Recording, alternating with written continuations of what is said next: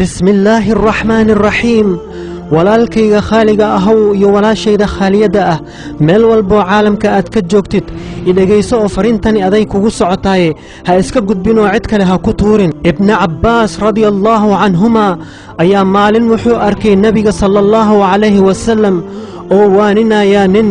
وحونا كيري اغتنم 5 قبل 5 شبابك قبل هرمك وصحتك قبل سقمك وغناك قبل فقرك وفراغك قبل شغلك وحياتك قبل موتك. ودردارا ايوان كسعة قف والبو امد محمد كمده الى قيام الساعة. وحونا كيري نبي ننكاسي كفا إليس 5 أريمود او نلش على صومرا انتيسن كهليل 5 كله او كلها ردونا وشن نعمة أو قيمة وين كله نلش بني آدم كا أو الله أود يخ روح والبا أو هدي آدم كفائدة سنين دب دم بأو أركينين وجو حيكون رافي دونا سده بين كي حلي أو تجي مسؤولين كرتا حلي وسؤاله جواب تاسي أديك على سجايا دردارن كقوات كفائدة صدقني ماذا هذا أنت هذا جبوبين أما أيسن كهلين دقنمو أو فديك الدر يدجال قبيلات أتكع الروضة أو تكد فوضى أذو دلية تمرتك وجرتا هكود من ملعت الله كفائدة سو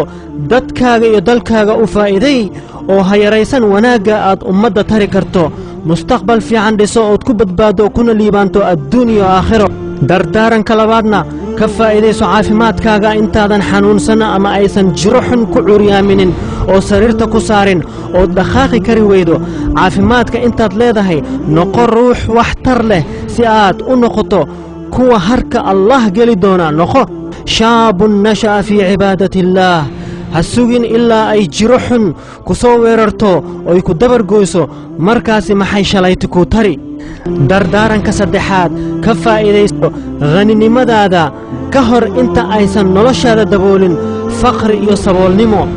ogow lacagta waa waxyi maada hadana ka taga oo ku dhaafa lacagta ku soo marta ha kala bakhaylin jimciyaadka khayriyada ah ka qayb qaado qoodinta masaakiinta dhisid masaajid ceel qodis كفالة قادد أغون صدق بحنت بدسو خير والبا أو كسو مرا هكا قابين إناد وحكو بحسو انت آذن قارن حالة فقر أو آد ويدو حتى حبت تمر أو آد صدقيسو دردارن كأفراد كفا إليسو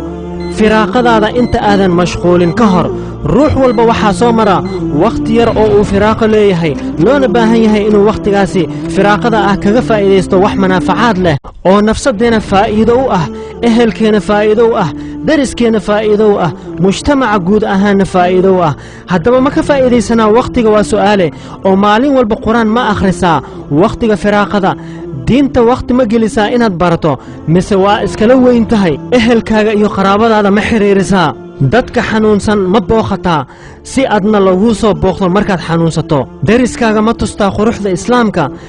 mise waxaad aaminsan tahay gaalka xaq daris kuguma leh mise firaaqada waxay kaaga dhuntaa ood ku dishaa killing time sida ay yiraahdaan si aadan ogeyn oo buufis حن iyo warxuma tashiil aad bulshada ku sameeyso ilaa la waayo qof wanaag wada ogow markaad mashquusho wax aad ka gaari karto ma jiraan. dardaaranka shanaad ee ugu dambeeya wuxuu soo koobayaa maqsadka lagu abuuray ka faa'iideyso noloshaada inta aadan dhiman oo xabaalaha lagu geynin. ogow qof walba waxaa soo marta cimri xadidan oo uu nool yahay waxna qabsan karo kadibna waad geeriyoon waad dhimanaysaa waxna ma qabsan kartid oo adigaaba u baahan cid ku qaada oo ku dhaxda xabaalahana ku dhaxdhiga godkaasna lagaaga soo tagi doono adoon awood lahayn aan dhaqaaqi karin. walaal noqo qof caaqil ah oo ka faa'iideysta dardaaranka uu siiyey nabigan ku jecel oo raba inaad dariskiisa noqoto fil firdaws al-a'la insha Allah. maanta laga bilaabo ha sugin daqiiqad kale haddaba ka bilow oo fariinta gaarsii walaalkaaga aad jeceshahay.